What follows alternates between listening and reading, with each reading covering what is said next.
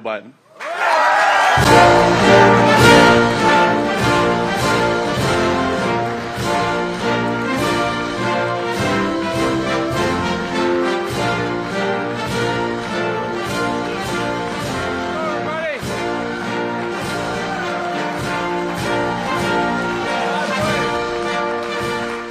By the way, I want you to know. Thank you. Oh, thank you. I want to thank the Coasties. You know, the Coast Guard, they're deployed more places around the world than any other branch. And you play with a good outfit, pal. Yes, sir. Thank you so much. Thank you. Thank you. I appreciate it, sir. Thank you so much. Thank you. Hello, Ann Arbor. Thanks for the introduction. You know, going from the Coast Guard to the plumbers and pipe fitters is a good move because they know how to both know how to fix. Sit down if you have seats. I said that about 8 months ago. I said, sit down. They didn't have any seats, and they said, see, he's too damn old. Look, your General President, Mark McManus. Where Mark is sitting behind me somewhere, isn't he? See, he didn't run, did he? Right over here. All right, I tease him. The local 190 president, Dan, you're sitting next to him? Where's Dan? There he goes. Danny, you're allowed to be up with us, you know, man. You're trying to avoid us. I get it. Look, plumbers and pipe fitters have been with me since the beginning. For my whole career, I've either been too young or too old, never in between. I got elected when I was 29 years old in a right-to-work state called Delaware that we changed. And guess what? Plumbers and pipe fitters are the fourth union ever endorsed me when I was a 29-year-old kid running for the Senate.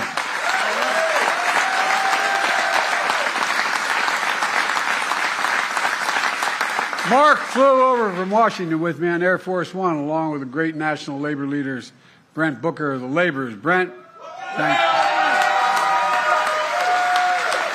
Sean McGarvey, Building Trades. Glenn Mills, Unite Here.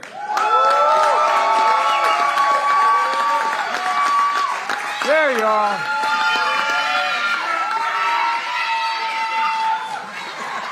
Well, by the way, we were talking about Gwen and I on the plane. She flew out with me.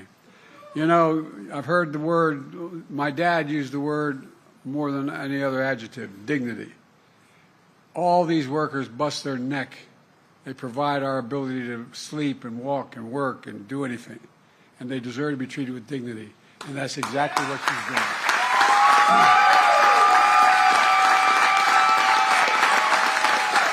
And Kenny Cooper, IBEW.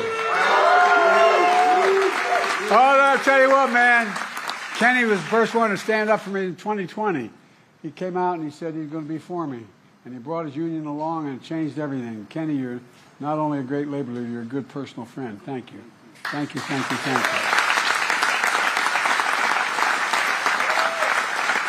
And not that it matters you, but it mattered a hell of a lot to me. The first union that ever endorsed me as a 29-year-old kid. When I got elected, I wasn't old enough to be sworn in. I had to wait 17 days to be eligible. But guess what? This guy was with an outfit called United Steelworkers. First union endorsed me. First union. I remember when they brought me in to see I.W. Abel, who was then president. And I could see him looking at the local rep from Delaware going, are you sure about this kid? Well, you did it, man. Thank you. And we're going to make sure steel workers are still backbone of this country for a long, long time to come.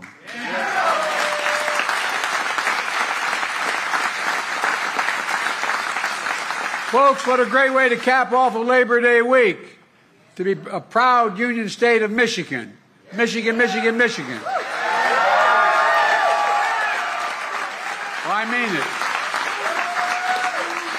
It's always great to be with a dear friend, Debbie Dingle, who's a great, great personal friend. Debbie, when you're in a fight, you want Debbie on your side, and thank God she's been on mine. Thank you, Debbie. We're joined by other members and great Congress. Haley, who's been there, one of the most enthusiastic people I know. Haley, stand up. Stand up, kid. And Cherie, who's doing an incredible job. Where is Cherie? She's out there somewhere. There he is. Come on. Stand up, man, because otherwise they'll think your son's the congressman. There are also two members of my cabinet here today. Transportation Secretary Pete Buttigieg.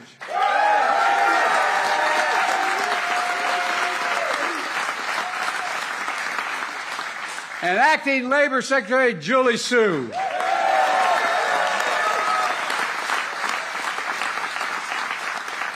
You know, when Marty left, you know Marty used to be Labor Secretary? Marty, I tell you, he's in a comfortable place. He's with guys running around smashing into hockey sticks. But I tell you what, I think we've changed the Labor Department. They understand the word labor means union.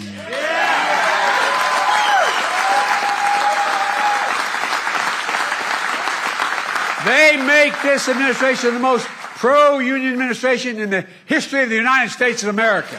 Period. That's why we're growing. It is. Look.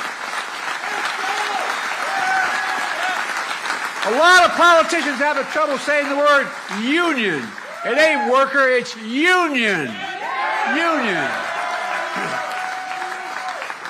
Kamala and I know how to say the word and back to the... Look, we know a simple truth. Wall Street did not build America. The middle class built America. When I started saying this years ago, the press looked at me like I was nuts, but guess what? I may be nuts, but I'm right. Not only did the middle class build America, you built the middle class. That's a fact. Labor unions built the middle class.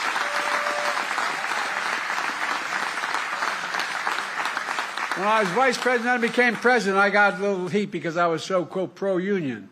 In fact, I asked the Treasury Department to do a study and to show that when union workers do well, every worker in America does better. Everybody does better. And by the way, it's the biggest reason why our economy is the strongest economy in the entire damn world. And that's not hyperbole. That's a fact. It all comes down to something my dad taught me. And I mean it sincerely. My dad ran an automobile agency in his last 20 years, and he'd come home for dinner before he went back and shut things down. Didn't own it. He was a manager. And our dinner table was a place we had conversation and incidentally ate. And my dad had an expression. He said, Joey, a job, and I mean, give me my word to this. He said, a job is about a lot more than a paycheck. It's about your dignity. It's about your place in your community. It's about being able to look your child in the eye and say, honey, it's going to be okay, and mean it. I mean it. It's not a joke.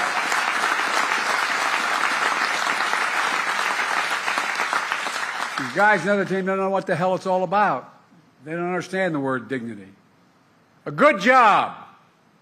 A job you can raise your family on. A job you can get without leaving your hometown without a college degree. I don't know how many times I've traveled across this country as a senator for 374 years. Actually, I'm only 40, but I was there 36 years. But look, I'm serious. As I travel the country, how many times did I hear, and all the rest of you hear, labor people working in other parts of the country, where, Mom, Dad, I can't stay. There's no jobs for me here. You got a job, Mom, Dad, but no place for me. How many times do people have to say that and move? Look at how many communities have been abandoned, left behind, whether they're red or blue, Democrat or Republican. A good union job, a good job in a union is building a future worthy of your dreams.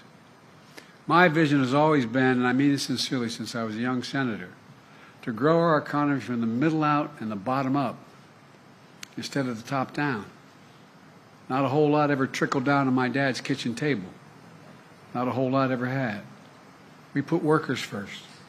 We invest in all of America and all Americans. When we do that, we do well. Everybody in America deserves one thing, a fighting chance. Just a chance, no guarantee, a chance. Fighting chance.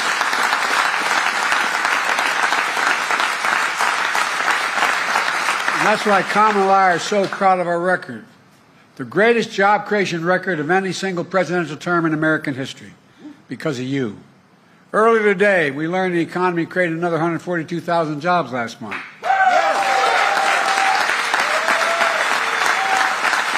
That's 42 straight months in a row, every single month increasing jobs to a total of 16 million new jobs since we took office. It's a fact. And they told us we couldn't do it. Over 1.6 million jobs in construction and manufacturing. Where in the hell is it written that America can't lead the world again in manufacturing? We are leading the world in manufacturing, and we'll continue to. Unemployment is down, wages are up. Inflation is way down and continues to come down. I predict it's going to come down this month a little more. And just last year, we added 250 new energy jobs. Clean energy jobs, growing twice as fast as any other sector of the economy. Clean energy. I know the other team doesn't think there's any such thing as global warming. Well, I like to put the other nominee for president, the former president, I'd like to put him in the middle of Arizona for a while. Clean energy workers are joining unions at the highest level in history, double any other portion of the workforce. I've said it before. When I think climate, I think jobs, good paying union jobs.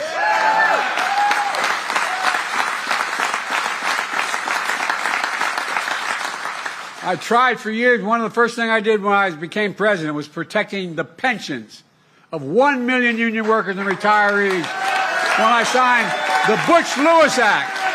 Butch-Lewis.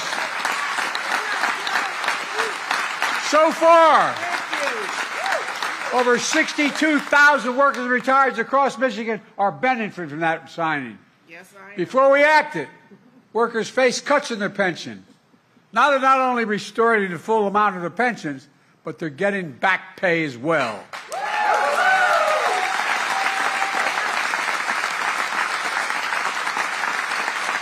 Where I come from, my family, we're making them whole again.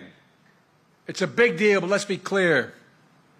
Every Democrat in the Michigan delegation voted to protect those pensions, led by Debbie and others. But hear me now. Every single Republican in your delegation voted against protecting those pensions. Every single one. No, I'm serious. Not a joke. Every one. I've been around a long time in politics. It used to be Democrats and Republicans. We'd argue like hell, but we'd work out compromises. But every one. Vice President Harris had to cast a tie-breaking vote in the United States Senate to make this pension bill real. Folks,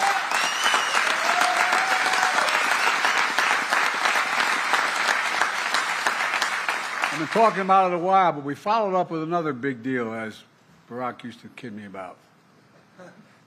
I call it Investing in America agenda. It's a simple proposition. That includes our law, rebuilding America's infrastructure, fixing, as your governor said, the damn roads.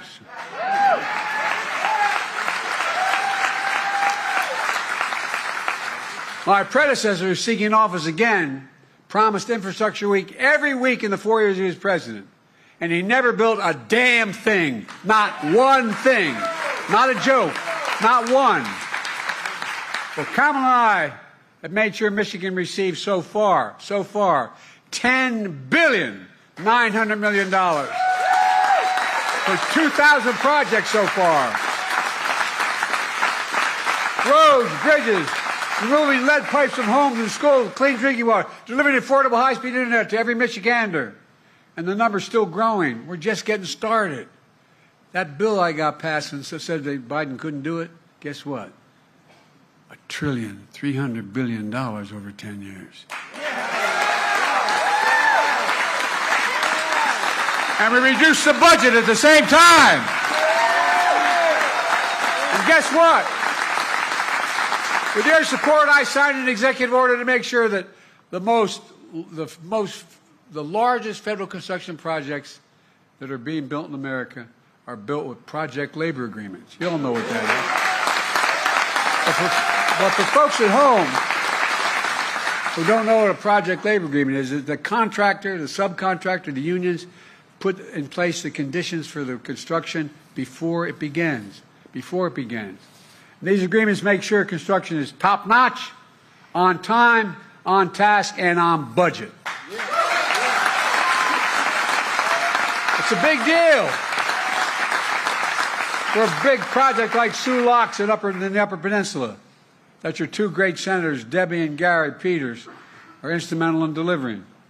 We're investing $693 million to build better locks, accommodate bigger shipping vessels, carry more products to market, get them there cheaper, and throughout the Great Lakes.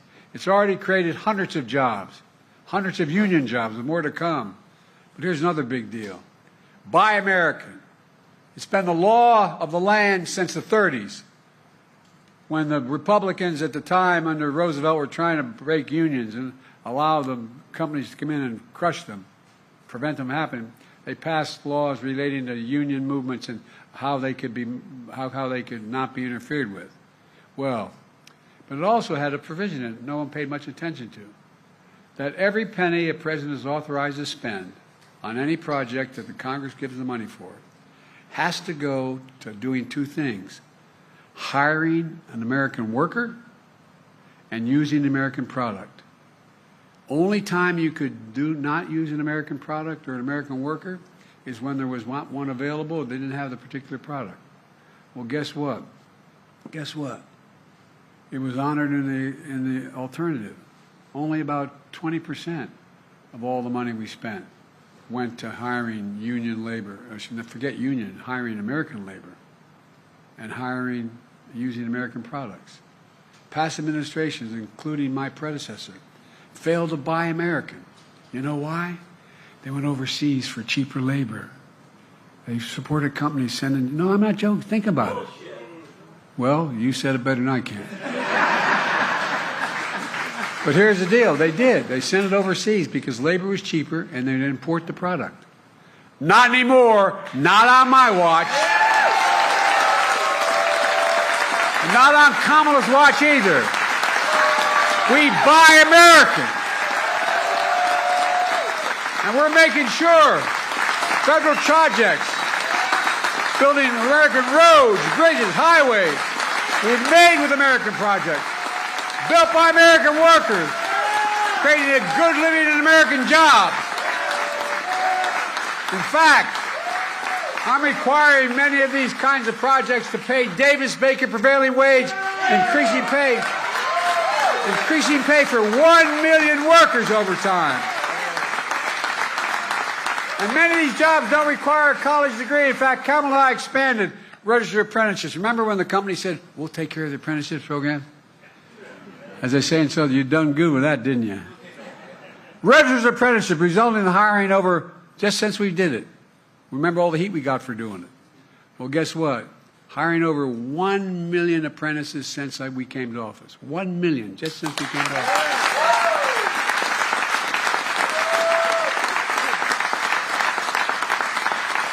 A lot of folks who are in the industry don't realize that apprenticeship is like earning a college degree. For real. Some of you apprentices have to be journeymen for 4 to 5 years. You get paid to learn a trade. And you're the single best workers in the world. Not a joke. Like Andrew and his fellow plumbers and pipe fitters. Not a joke. It's not a joke. You know, we invented the computer chip, about the size of the tip of my little finger, which we invented it. We modernized. We did all the work. And guess what? Other teams started exporting them overseas because labor was cheaper to build them, make them. Well, we ended up in a situation where I decided I was going to start off. I went to, people thought, even some of my staff thought I was crazy. I said, I'm going to South Korea. And I'm going to talk to them about it because they were making a whole hell of a lot of these computer chips. And I met with Samsung. They ended up investing over $15 billion in the United States to build the fabs, first to construct the facility. A lot of work there, a lot of prevailing wage for construction work, and then the so-called fabs. They're about as big as a football field, not a joke. And they, in fact, where you actually make the computers. You don't need a college degree, and the average salary is over $102,000 a year. Well, guess what?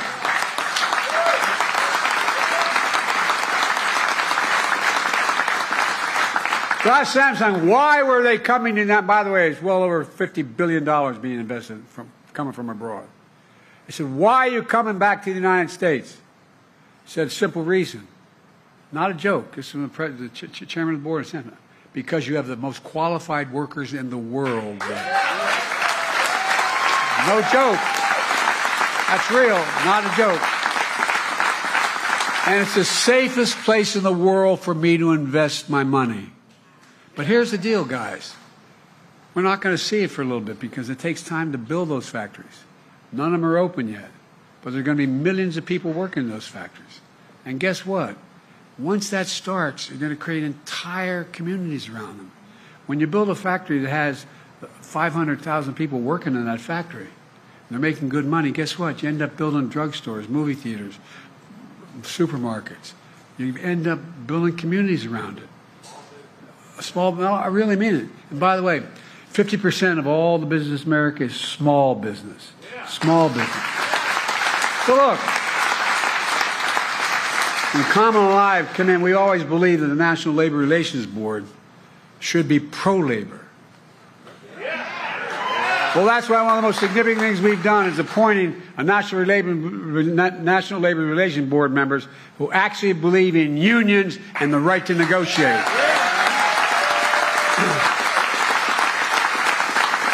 Look what's changed. When Trump was president, he appointed union busters. Union busters. In that organization. It's designed to promote unions. And by the way, you think he has any damn idea what we do? No, I'm not being a wise guy. I mean, I wonder whether he has any notion what a hard day's work is. I mean, all he did was lose his father's money. And then get in trouble and have to owe a lot of other people money. And then borrow a lot of money and give tax cuts to the super wealthy and end up with the largest debt any president's left behind in 4 years. He has an incredible record. An incredible record. Oh, you think I'm kidding? Look at the numbers, man. And by the way, he and a guy who was maybe the worst Republican president ever before him, ended up with, he's the only one, other than the Republican president, who when he came to office had more jobs than when he left office, lost jobs. Look, Kamala and I are focused on what Michigan is known for as well, the auto industry. I got through school, my dad managing an automobile dealership. That's how I got through school. I was proud to be the first president to walk the picket line and do it with the UAW.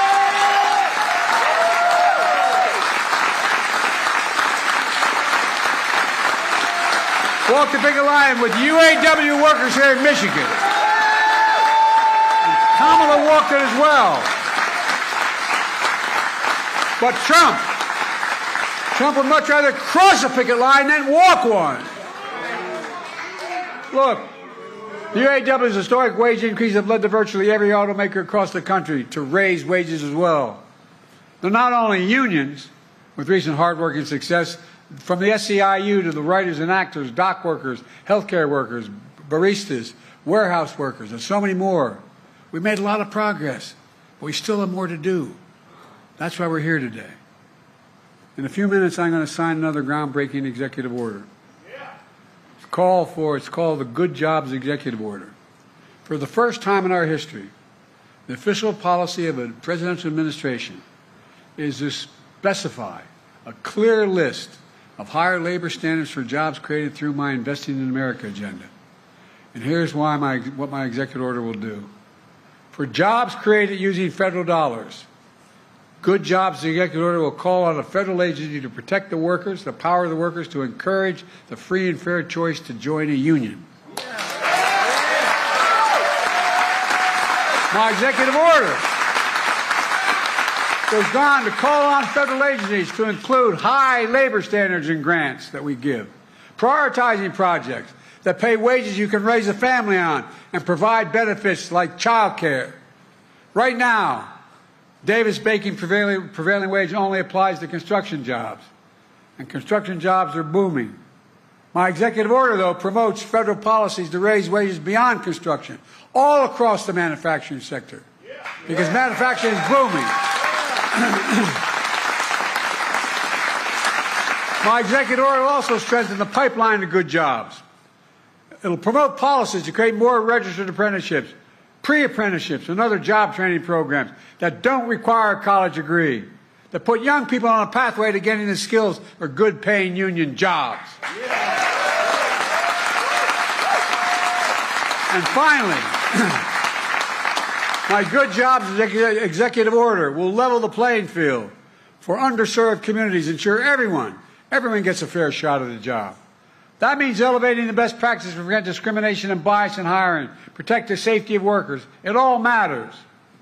Kamala and I are going to hold federal agencies accountable by creating a task force led by the Secretary of Labor, by the Director of National Labor, the National Economic Council, to make sure we fully implement this new job order, create jobs executive order, excuse me.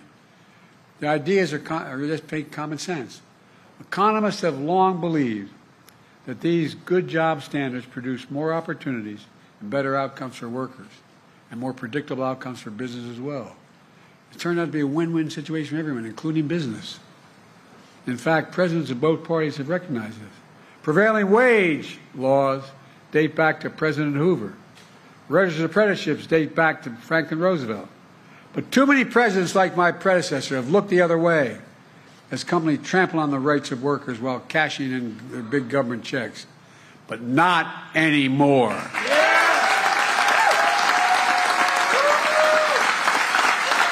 With today's executive order, Kamala and I are setting a policy across the board in the support of good job standards.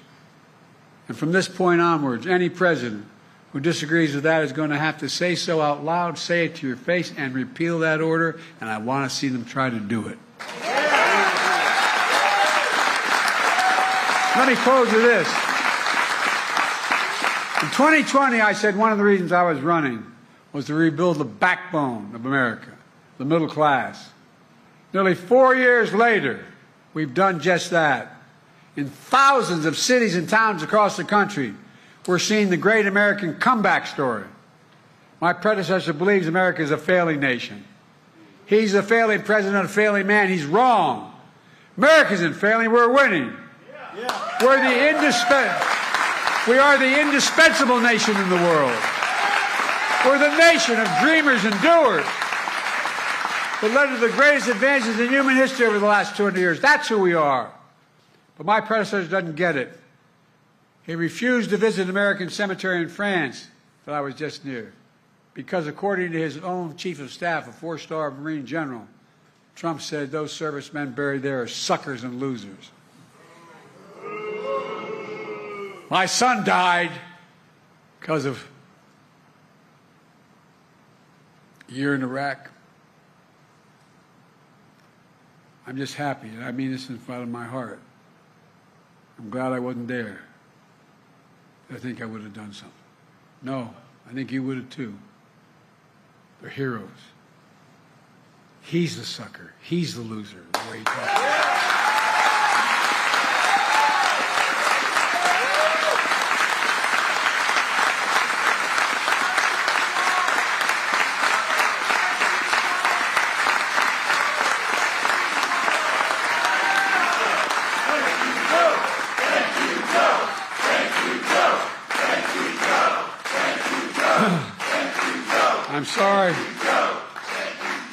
I'm sorry to get emotional about that, but I miss him. He was the Attorney General of the state of Delaware and volunteered to go anyway. Our servicemen and veterans are heroes. And you, the American worker, are heroes in this comeback story. You're the reason for the comeback story. Because of you, all those who came before, we're the only nation that's always emerged. Every single time. Check it out. Always emerged in American history. We've always come out of a crisis stronger than we went in. Stronger than we went in. Because of you, and I mean it from the bottom of my heart, I've never been more optimistic about America's future. We just have to remember who we are. We're the United States of America. There's nothing beyond our capacity when we work together, when we fight. I'm now going to go over and sign that good jobs executive order and keep it going, guys. You're saving the country. God bless you all. God bless America.